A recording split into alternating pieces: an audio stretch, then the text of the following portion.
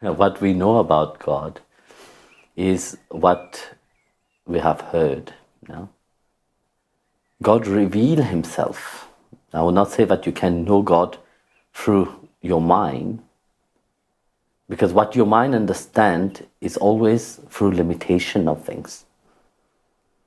How can we understand the unlimited, infinite reality? Can something which is limited understand that? I don't think so. So that's why our mind is limiting. What we understand only things that is dear to us actually. What we have a certain concept of God. And we like that concept.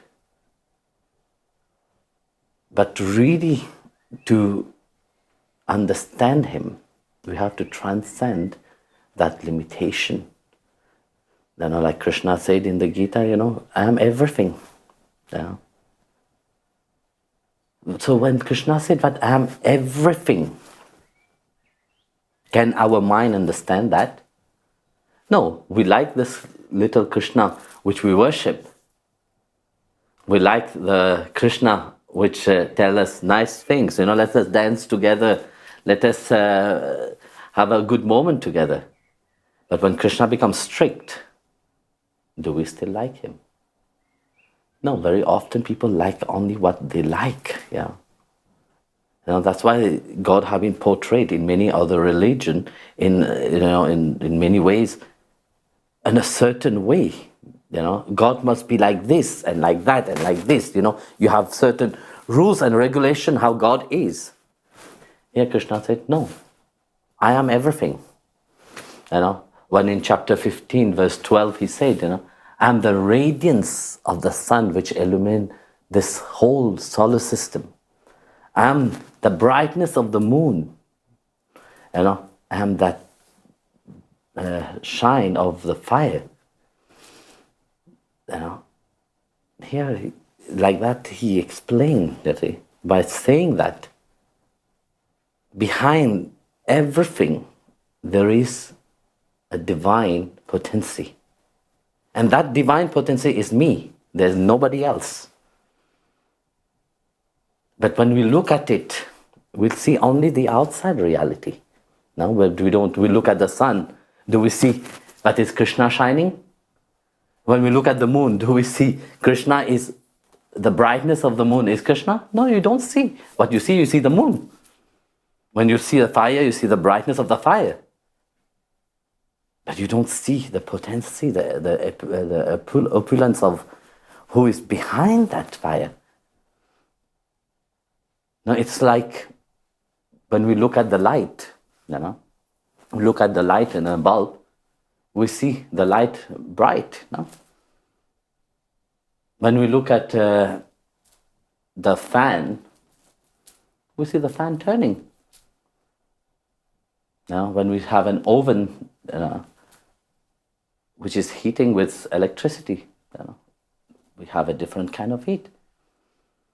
So you see the brightness, the fan is turning, the wind is coming, you have heat, which is fire, which is burning. But do you see behind these things the electricity, which is giving the power to all these things? No, you don't perceive it, because you see only the gross things which is outside. So our limited mind perceive only things which is limited. Because that's what you have been taught always, to see the limitation. And Bhagavan is telling you, no, I am everything.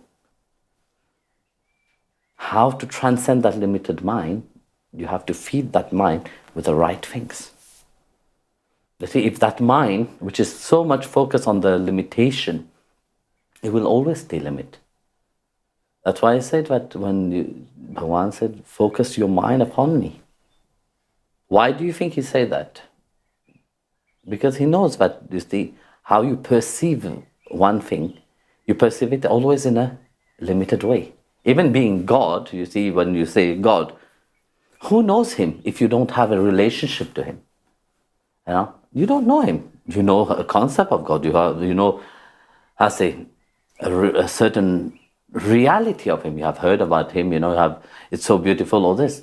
But when you start to build a relationship with him, to start feeling, here it's not about thinking, it's about feeling. Thinking is one thing, but when you start feeling, it's another dimension of itself. So when you start feeling, that mind is start to transform. So what happened to the mind? The mind start to transform into having the same quality of the divine. That's why when you chant the divine name, when your mind is transforming from a limited, you see, because you have been attached to the world, when the mind is always running toward the outside, you have also a certain perspective in a limited way. Your mind is fully attached to the limited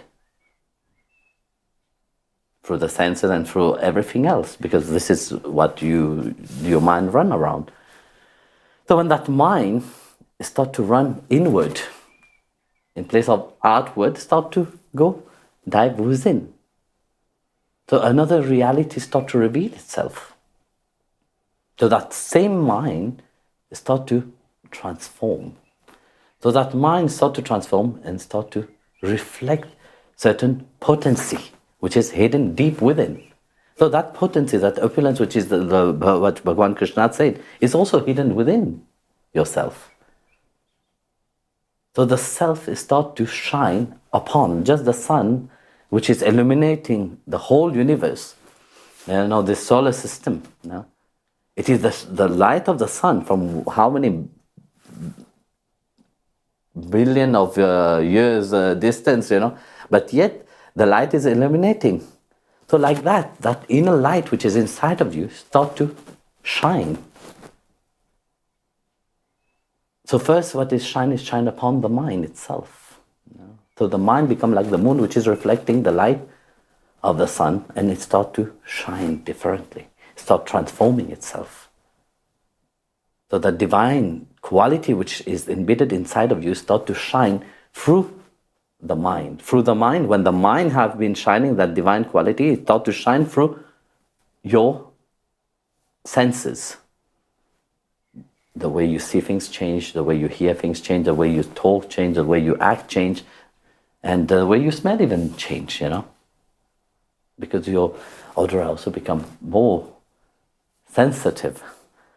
So, these people are laughing. You become more joyful and more happy. For no reason, you see, that transformation happened. Then God appeared to be more closer to you because you start to feel Him. You're not the same person which were miserable, which, okay, yes, I need something to be happy. When I get this, I'm happy for some times, but yet, after I have been using that things, the happiness disappeared again. No, that transformation make you different completely. Then you start to shine. For no reason, there is this happiness inside. And that reason, it is for the transformation of the mind itself from a limited way to an unlimited way. That's why Krishna said the same mind is your best friend when it is controlled, but when it is uncontrolled, it is your worst enemy. Because that same mind drag you into the world of matters and make you fall into Maya completely. And the same mind, when it is turned towards the supreme reality, it becomes an instrument of enlightenment. So where you focus that mind, it is very important. Knowing that the same Supreme Lord which is inside of you is everywhere. So your view of limitation of God, how you see, of course it is, as long as you are not knowledgeable about the divine potency which firstly resides inside of you and in everything. Constantly Krishna said to Arjuna, the yogi perceive me everywhere. What are they looking? Are they looking at the growth of the outside, or are they looking at the potency which resides within everything? So how you perceive things also matters about that, And that transformation and that change inside of you happen when your mind turned towards Him.